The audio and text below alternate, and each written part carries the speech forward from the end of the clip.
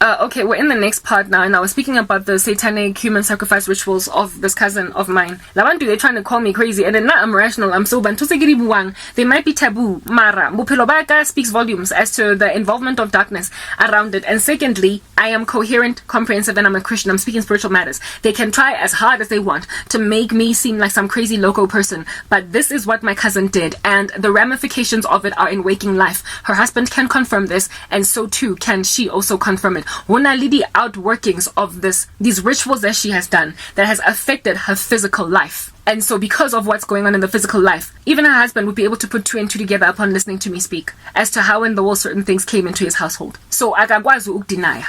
Anyway, like I spoke, she had to do some kind of a sex ritual with a dude that she met in some occult meeting of dark people, had to raise a whole bunch of money to get into this like inner circle, and she met a whole bunch of people abatwele, and one of the men abatwele, she had to have some sexual ritual with him in order to seal this particular deal. And this sexual ritual had to be flesh on flesh, no condoms, nothing. And as a result of that ritual, she contracted a disease. She contracted a disease that she took back to her husband, and because her husband was cheating on her too, the two of them have no clue who gave the illness to who. Because bali busy. So upon both of them finding out about this disease, they just let it be bygones. Let bygones be bygones, because they were both cheating in the marriage. But now the husband can validate that Granshap, he's got this particular illness because of her. It was her. It was not his mistress. It was her lover. Her, what would be, new boss. This was a married man. Of course, this man would have a disease. Why wouldn't he? Because he is in the business of doing these kinds of sex rituals for wealth, prosperity, money. So he likely has made his wife unhappy with that situation, and all the other random girls and guys on the floor here that wanted to get ahead through him. So as a result of that encounter, there wasn't another child that came into that marriage.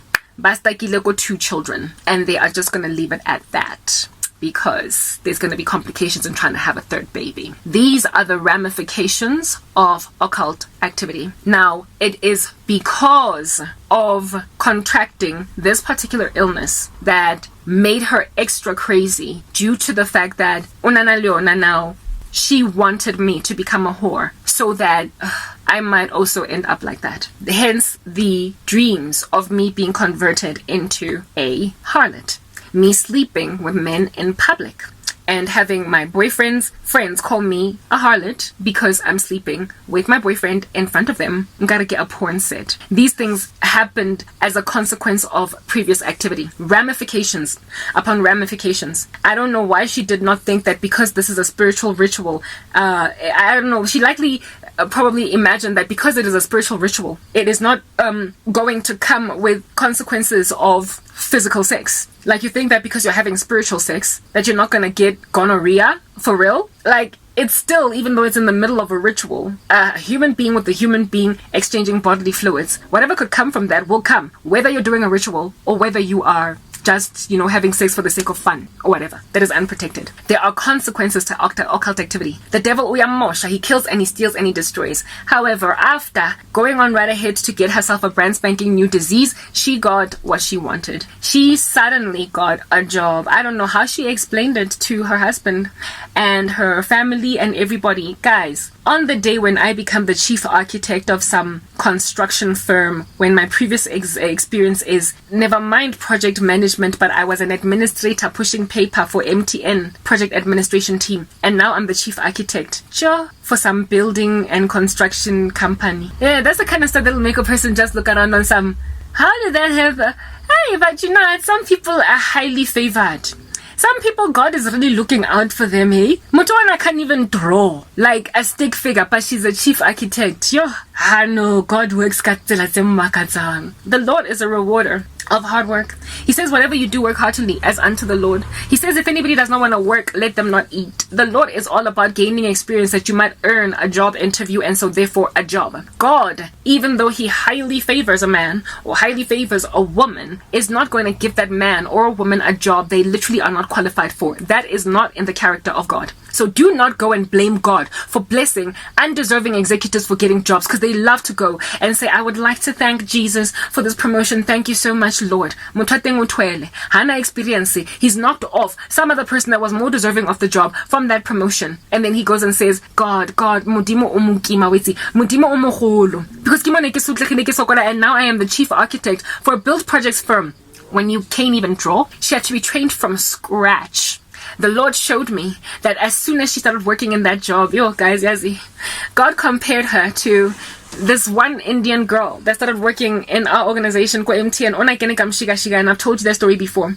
Onasna experience, MTN project managers. They needed somebody with lots and lots of experience and also qualification within either electrical or either electrical engineering or industrial engineering or IT. Or some BCom, right? And little graduate level. To so much as get an interview looked at, you needed to have many, many years of experience as well within that field, because they wanted really top-notch PMs. And this chick rocked up with a fly-by-night certificate from some strange college that nobody knows, and no work experience for the past 2 years because she was on sabbatical for 2 years. And prior to that, she was an administrator for a project team, and she quit that job because she was sick and tired of her job. And then she just landed in this job, just, plonk. She annoyed so many people. And she had to be trained from scratch how to be a PM. She had to be taught ones and twos. She had to be put through the SDLC life cycle. She had to be taught the 9 knowledge areas of project management, what they are. She guys, he has training from scratch. ABCs of project management. She had to be taught how to even spell project management. And yes, she got a nice little juicy, well-paying project management job with little to no experience. And even her prior experience was not a lot of it. And she had just come out of a sabbatical year, 2 years, gap year 2 years in the CV, because she got married and wanted to be a stay-at-home wife just for a season. And this chick just wallop landed. I was the one that trained her how to be a PM, and years later she participated in the demise of my career. So when you give chances to charlatans, anyway, whatever. Yeah. The Lord, upon showing me this cousin and how it is that her entry into this job was, she was received similarly to this Indian chick, or that I gave a shot to, and I had to train her from scratch to work a job that very senior PMs were coveting to interview for. Yeah, God showed, literally, let's say this Indian chick's name was Vashti. The Vashti phenomenon, we shall call it that, is exactly what hit this cousin of mine when she started working for this organization. Imagine, guys, let's move on to the next part.